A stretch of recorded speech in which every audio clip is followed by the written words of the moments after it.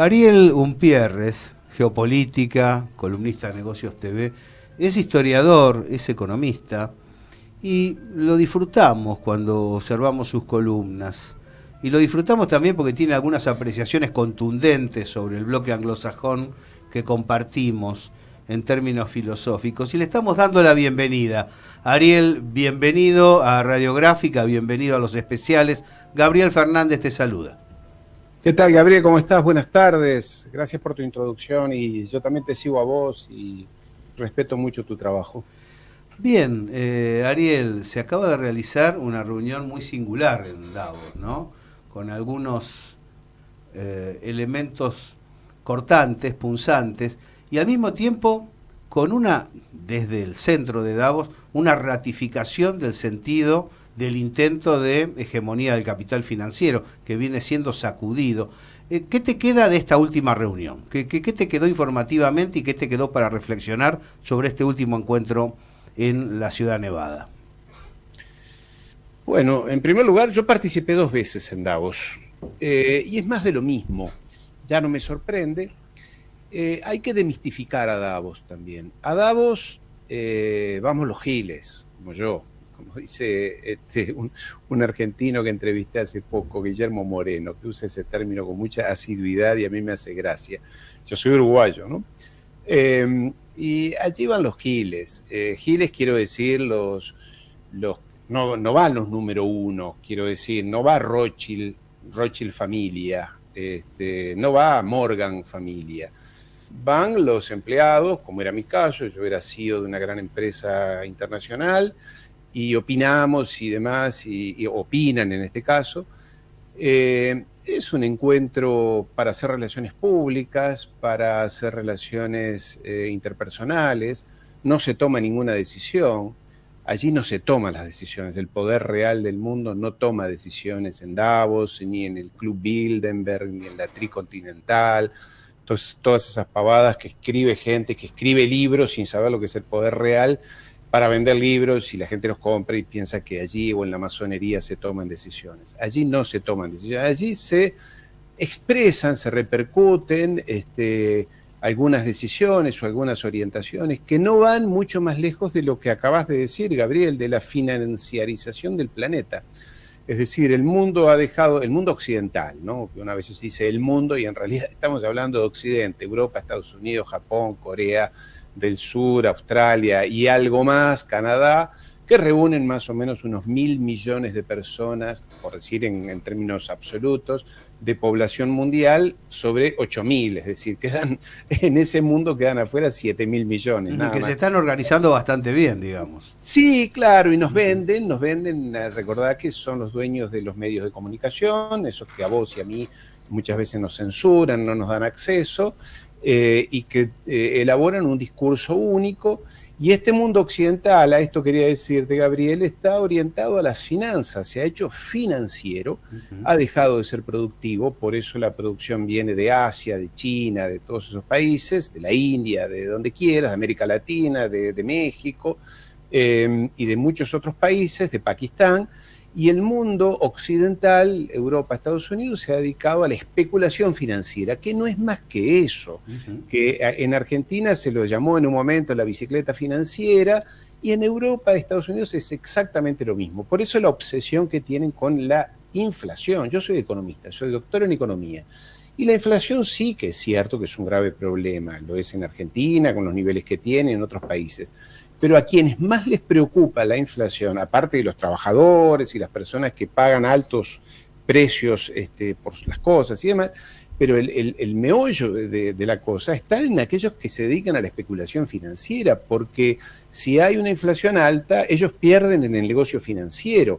Los empresarios productivos de alguna manera más o menos se acomodan. No estoy hablando del extremo argentino, que ya eso es otro capítulo, es otra biblioteca, pero estoy hablando de los niveles europeos y del mundo, o de Estados Unidos mismo. Entonces, vuelven a repetir los mismos mantras de siempre, un poco más acentuados. Nos volvieron a hablar de una nueva pandemia. Allí estaba la gente de la Organización Mundial de la Salud advirtiendo de que hay graves riesgos. Pasa que se endulzaron con la primera allí en el 2019, esos 2 años, se endulzaron, le tomaron el gustito, entonces se dieron cuenta que la gente asustada es fácilmente manipulable. Y bueno, en Davos lo mismo de siempre. A ver, ¿no? estaba pensando mientras te escuchaba, Ariel, la búsqueda de bienes de producción y consumo, es decir, la generación de riqueza concreta, ha reposicionado a lo que antes eran subdesarrollados en una situación de potencias emergentes multipolares, ¿no?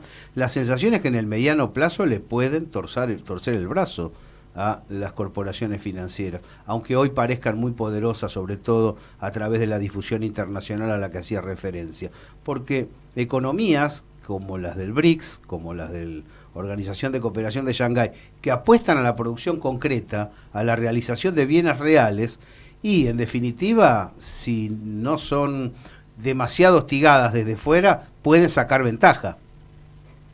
Sí, sí, Gabriel, y allí tenés razón en decirlo, porque yo hablaba del mundo occidental, pero si empezamos a sumar del otro lado, lo que vos acabas de mencionar, BRICS, Asociación de Cooperación de Shanghái, el Acuerdo Económico Euroasiático, la ASEAN ampliada, que es en realidad la ASEAN ampliada, es el acuerdo de libre comercio y comercio en general, abierto, libre comercio también, más importante del planeta, es mucho más que la Unión Europea, que NAFTA y demás.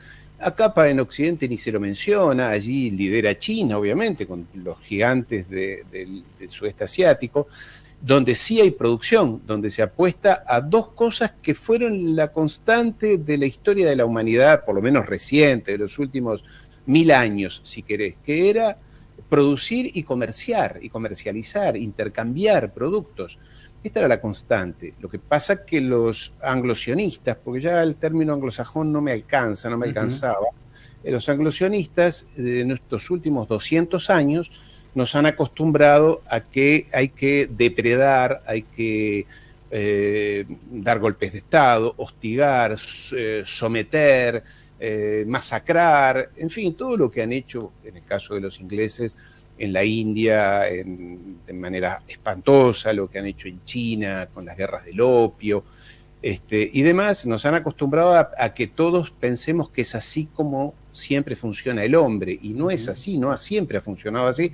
Por eso también la estupidez que dijo este muchacho presidente de ustedes, Milei, que dijo el capitalismo ha traído siempre prosperidad. Bueno, es cierto que ha traído prosperidad, no cabe duda, pero ha traído muchísimo dolor, muchísimas masacres, y siempre está ahí, a las puertas, ¿no?, de cometer otra nueva masacre si no hacen lo que ellos quieren. Entonces también es todo muy aleatorio lo que se dice allí en Davos. ¿Qué es lo que se viene, Ariel? Porque la sensación es que hay una pulseada entre un capitalismo productivo, con rol del Estado presente, con intensidad, frente a lo que vos describías también, las finanzas.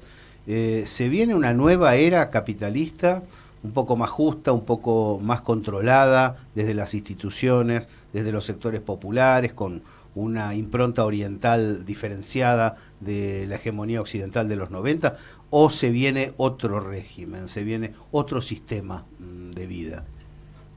Bueno, es una gran pregunta, Gabriel, y no tengo ni la bola de cristal ni la inteligencia suficiente para...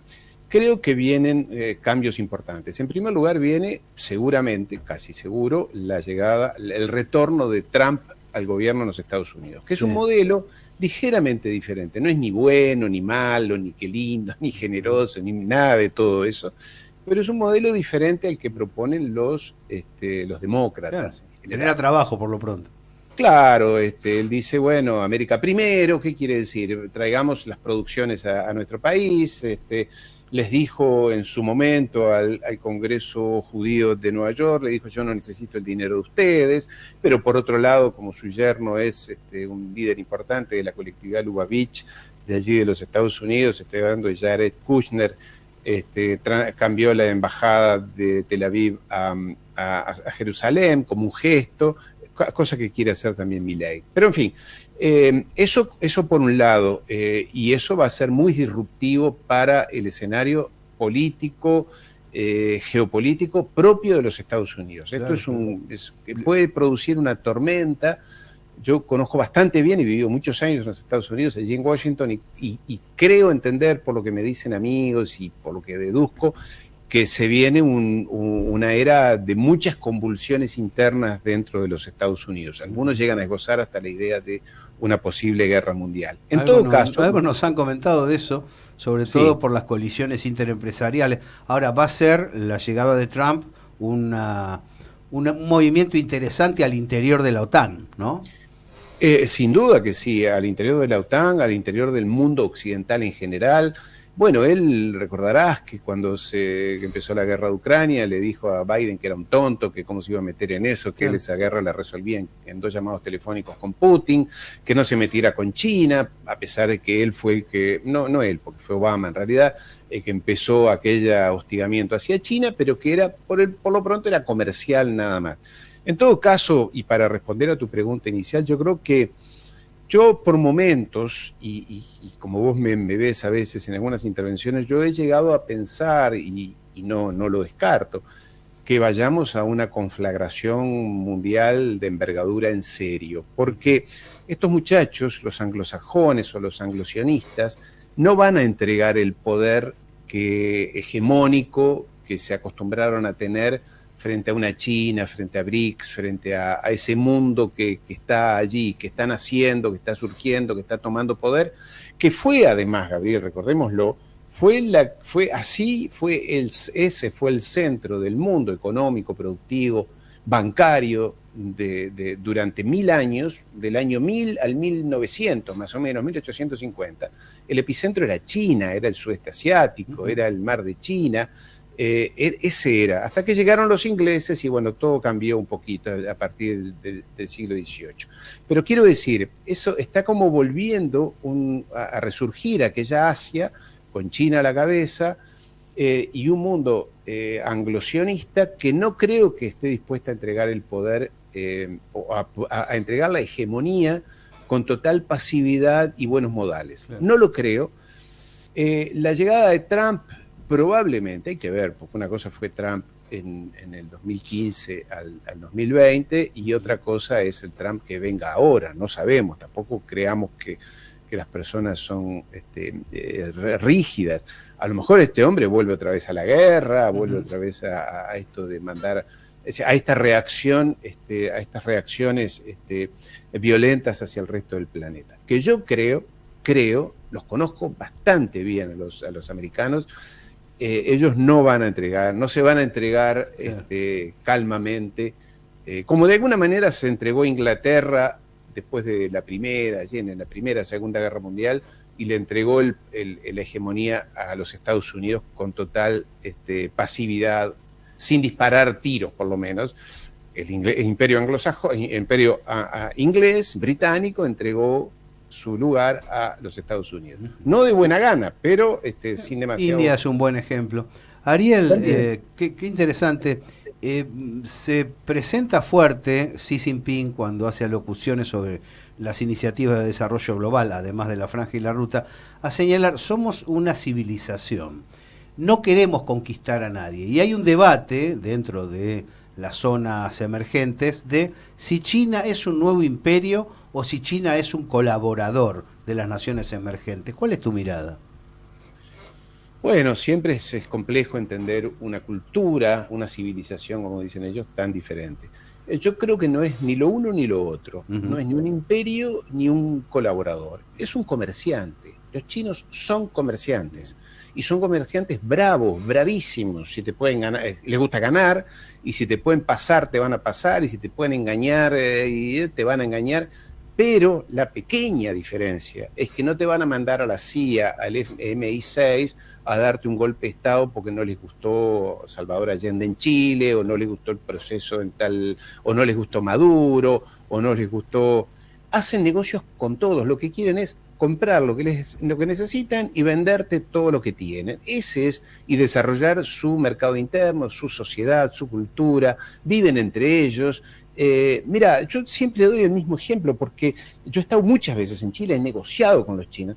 Anda a un supermercado chino, anda ahora, no sé, que está cerca de tu casa. Sí. No te dan bola, te quieren vender, te dicen, ¿qué quiere? ¿Quiere arroz, quiere aceite, Coca-Cola, una botella? acá está. Y no tienen espíritu de seducirte. No, quieren comprar y vender al mejor precio y comprar al mejor precio. Eso es China, eso es la cultura asiática en general, donde ellos aman, les gusta el equilibrio, son confusionistas, de formación confusionista, y les gusta el equilibrio, no les gustan los grandes desequilibrios, no van a venir a dominar, por eso hacen negocio, y lo reitero, hacían negocio con Salvador Allende en la época de Chile y hacían negocios con Pinochet cuando vino Pinochet, y hacen negocios en Ucrania con Zelensky y ahora con Rusia, y hacen negocios con Israel, Netanyahu, y lo harán mañana con los palestinos si son los palestinos. Hacen negocios, no se van a meter en tu política interna, en tus decisiones políticas, en tus decisiones sociales, culturales. Me gusta este presidente, saquen al otro, pongan al gobierno, cosa que han hecho los anglosajones a lo largo de 250 años, golpes de Estado, intervenciones militares. Por eso es que no tienen bases militares a lo largo del planeta, porque tienen en eso estaba pensando, estamos hablando con Ariel Umpierres, especialista en política internacional, pensaba, ¿quién necesita la guerra en este momento? Porque cuando uno lee el concepto de Madrid se encuentra con que Occidente define que la guerra es un objetivo, no un lugar, digamos, a través del cual llegar a otro objetivo. Mientras que estas naciones emergentes de las que estás hablando necesitan para comerciar y para invertir paz. Exactamente, es así, Gabriel, porque hay algo que yo repito, y quizás me lo hayas escuchado, y aquí lo voy a repetir: las guerras modernas de los últimos, te diría después de la Segunda Guerra Mundial, las guerras modernas no están hechas para ser ganadas. Lo voy a reiterar, las guerras modernas no están hechas para ser ganadas, en las que intervienen los Estados Unidos, me refiero, ¿no? Sí. O los anglosajones. Están hechas para generar suficiente caos y disrupción social, política, económica, institucional, que después sea fácil tener a ese país o a esa región de rodillas. Doy un ejemplo, porque es que siempre me gusta dar. Afganistán. Hoy preguntamos a cualquiera, Afganistán, que es un país retrógrado, dominado por los talibanes, unos tipos oscurantistas que someten a las mujeres, en fin, todo lo horrible que sabemos sobre los talibanes. Pero lo cierto es que en los años 50, 60 y 70, Afganistán era uno de los países de mayor avanzada social, política, institucional, cultural de toda esa región. Las mujeres iban con minifalda a la universidad, se recibían, estudiaban, algunas usaban velo, otras no, eso tiene que ver con su cultura. Los matrimonios no eran arreglados, había solidez institucional, había gobiernos institucionalmente democráticos para lo que era la época. Ahora, ¿qué pasó entre aquello y hasta ahora? Invasiones, guerras, Rambo, ¿te acordás de Rambo 3 que fue por allí también? La llegada que obligaron a los rusos a llegar a la invasión allí, disrumpir. El Medio Oriente, en los últimos años, doy otro ejemplo, la primavera árabe. ¿Para qué sirvió la primavera árabe? Para que Siria, para que Egipto, para que Túnez, para que todos esos países de la región, Libia, cayeran en un caos imposible, todos contra todos. Nadie gobierna. Y cuando nadie gobierna, ahí llega BlackRock, como llegó ahora a Ucrania, y dice, ¿sabes qué, Zelensky? Con todos los problemas que tú tienes, yo me quedo con tus tierras, con tus cereales, con algunas fábricas que te quedarán, y yo hago un negocio. Porque las guerras modernas no están hechas para ser ganadas, están hechas para generar caos. ¿Por qué? La mayoría de la gente compra lo que le dice Hollywood y lo que dicen las películas. La guerra es para ganar. No, eso ya pasó de moda. Hay que abrir la cabeza a nuevos conceptos, Gabriel. Hay una situación beligerante en Asia Occidental. Creo que Irán se esforzó bastante para no ingresar, pero claramente al ser agredido, el ataque de Kernan, el hostigamiento sobre el Líbano, ¿pensás que se puede extender la conflagración como inicialmente buscó Occidente? Sí, yo creo que sí, y quien más lo buscó, allí me permito corregirte, sí. Quien busca esa conflagración y la extensión es Israel. Claro. Israel necesita a los Estados Unidos como el grandote tonto, guardaespaldas, ¿sabes? Sí. el grandote tonto, el rico grandote tonto, el matón del barrio que tiene mucho dinero, muchas armas, mucha potencia y demás, lo usa de tonto para esto. Los que manipulan aquí son los sionistas que necesitan, primero porque está en su ideología, se lo dice el Talmud, lo dijo la Biblia, está en el libro de Josué, que es el libro rector de la política de Israel desde hace 50 años, el libro de Josué en la Biblia, invito a que lo lean, donde dice, primero que eres el pueblo elegido, segundo que esa tierra te la dio Dios, no te la dio, te la prometió, es absolutamente diferente, y por ella tendrás que luchar, y tienes que para eso, lo dice el libro de Josué, degollar, matar, sin compasión, así lo dice Josué 62, no, en este caso es Isaías 62, dice, no debes tener compasión ni por hombres, mujeres, niños, ni lactantes. Eso lo dice, y ellos lo aplican y lo repiten permanentemente en la televisión y demás. Y esta gente, que son apenas 7, 8 millones de habitantes allí en eso que ha dado en llamarse el Estado de Israel, vive rodeados de pueblos que son hostiles contra ellos, porque además estos han generado a lo largo de estos 75, 80 años mucho hostigamiento, mucho resentimiento en bueno, y ahora con lo de Gaza, imagínate. Sí, sí. Entonces necesitan una guerra mayúscula en la región, de la cual creen ellos que si intervienen los Estados Unidos y la OTAN en general, pueden salir ganando. Claro, por eso te decía, Irán ha sido muy agredido por esta franja anglosajona con pie en el Medio Oriente a través de Israel, pero se ha contenido de intervenir. Podría haber intervenido en Nagorno-Karabaj y no lo hizo, y como que lo están picando para que ingrese al conflicto. Y hay una madurez del pueblo persa para tratar de no ingresar a un conflicto, pero también hay provocaciones que son inevitables, que no se puede dejar de responder. Sí, sí, sí, y hay contradicciones internas dentro de Irán. Una es la Guardia Republicana, que son los militares que quieren responder, claro. Y otra es el ala política, Raisi, bueno, quien era el presidente anterior, que duda, que retiene, que dice no es el momento, no son las condiciones.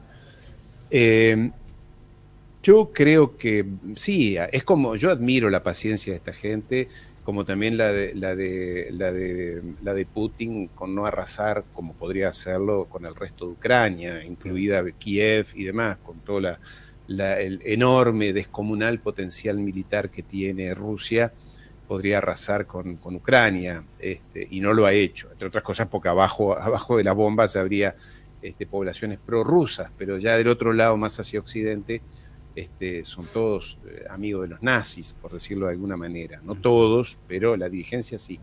En todo caso, Israel apuesta, la dirigencia israelí y el pueblo de Israel, porque acá tampoco, en esto hay que ser muy claro, cuando todo esto de Gaza de alguna manera se calme, no digo que termine, pero se calme, porque las cosas llegan en algún momento a su fin, vendrán las agencias de prensa y de comunicación, estos marketineros, que van a decir que toda la culpa era de Netanyahu y los 4 o 5 psicópatas que lo rodean. Y no es así. Acá la historia no puede exculpar y dejar de apuntar con un dedo no solamente a Netanyahu y estos locos que lo acompañan, sino inclusive al Partido Laborista, inclusive al 82% de la población de Israel. 82% de la población de Israel quiere matar a todos los palestinos. 82%. Entonces, que no vengan después a lavarse las manos y decir, toda la culpa era de Netanyahu, o como en algún momento mucha gente creyó en Argentina decir que toda la culpa era de Videla o de Pinochet. No. También hubo mucha gente al margen y adicional, que en el caso de Israel, ya digo, es enorme. La inmensa mayoría de la población, recién estaba justamente hablando con un amigo, un compañero de Francia, que cómo están hostigando a profesores, a médicos dentro de Israel, que simplemente llegan a decir, bueno, pero estamos matando a muchos palestinos, hay muchos niños. Como dijo el reportero de las Naciones Unidas, Gaza se ha convertido en un cementerio de niños. Es demasiado, pero como ellos dicen que el Talmud, cosa que es cierto, eso hay que darles la derecha, el Talmud se los permite, es más, los alienta a que lo hagan, porque el resto de los seres humanos somos subhumanos. Todo esto está escrito en hebreo, dicho en hebreo, y como nadie ni lee, ni escucha, ni se ocupa de ese idioma, no sabemos bien o no queremos saber, pero dicen barbaridades, que si vos y yo las dijéramos ahora aquí, seguramente vendría la policía o nos harían un juicio por odio y todas estas cosas. Entonces esta gente las dice y parece que el mundo se las permite. Claro, me dirás, los medios de prensa están dominados por la colectividad judía mundial, la CNN, la BBC, todo lo que se te ocurre está, y las agencias Reuters, Bloomberg, todo esto que son lo que alimentan los periódicos y alimentan los noticieros de televisión, todos salen nacen de la misma pluma. Entonces cuentan el mismo cuentito, la misma historia, y es muy difícil zafar de eso porque la gente cree en eso, ¿no, Gabriel? Ariel, finalmente, no te molestamos más, la verdad que una charla muy placentera, poder recorrer el planeta de este modo, ya que hablamos de tantas guerras y de tanto interés belicoso por parte de potencias. Está la propuesta de China, refrendada por Brasil, de reformular el Consejo de Seguridad de la ONU. ¿Será posible? Bueno, es todo un tema el de reformular. Primero, yo creo que los organismos internacionales, después de la invasión ilegal a Irak en el 2003, recordarás, Estados Unidos, claramente. España... Cruel, feroz, innecesaria, molesta. Exacto, todo mal, sí. Y sin embargo pidieron autorización a las Naciones Unidas, al Consejo de Seguridad, le dijeron que no y fueron igual. Desde ese momento la autoridad moral y política de esos organismos está por el piso. Yo creo que reformular es muy difícil reformular, en todo caso China principalmente, no tiene interés en meterse en grandes cambios internacionales, geopolíticos, de influencia política. Una vez más, lo que quiere es vender, negociar, desarrollar su tecnología. Está a la punta, a la avanzada en todos los sectores estratégicos, inteligencia artificial, computación cuántica, descubrimiento espacial, todo lo que se te ocurra está a la avanzada. Lo único que necesitan es más tierras raras, algunos productos y alimentos que Argentina ojalá le pueda, la subinteligencia de estos energúmenos que hay en Argentina, está Mondino, que de política no sabe nada, sabe mucho de banco, porque tiene un banco, soñó un banco, sí. ¿No?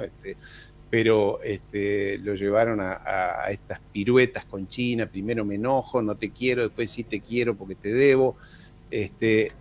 China no va a apostar demasiado, porque además todo el mundo sabe que los anglosajones, cuando les conviene, violan todos los acuerdos, todas las leyes, todos los tratados, los cambian, en fin, o sea que en eso no hay muchas expectativas. El tema es de qué manera países como los latinoamericanos, los nuestros, se pueden ir insertando en este nuevo esquema que están haciendo, que es ineluctable, que es imparable a nivel mundial. Es decir, Asia es el centro del mundo. Invito al que pueda, al que quiera y al que pueda, que vaya a Shanghái. Vas a Shanghái y decís, pucha, pero había otro mundo, es como ir a Marte. La gente sigue creyendo que el mundo pasa a través de París, de Nueva York, de Roma. Esos son suburbios, son puebluchos, son espacios sin... pero bueno, mucha gente dirá que soy un extremista, un tonto, no, pero eso sí. hablo con mucha... conozco bien,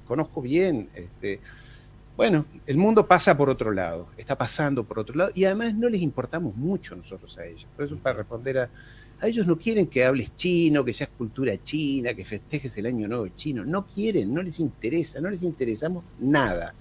Por eso digo, anda a un supermercado chino y trata de ser, sí, cordial, sí, pero no les interesamos. No les interesamos. Y no porque se sientan superiores.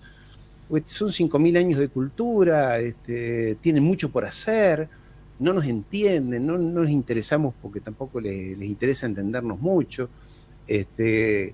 Y no quieren dominar a nadie. Bueno, China no ha invadido a nadie en los últimos 300 años, ¿no? Y bien que lo han provocado ahí en el mar de China Meridional, bien que lo buscaron. Ariel Umpierres, un placer, la verdad. Un abrazo grande, querido Gabriel, y felicitaciones por tu trabajo. Lo mismo digo.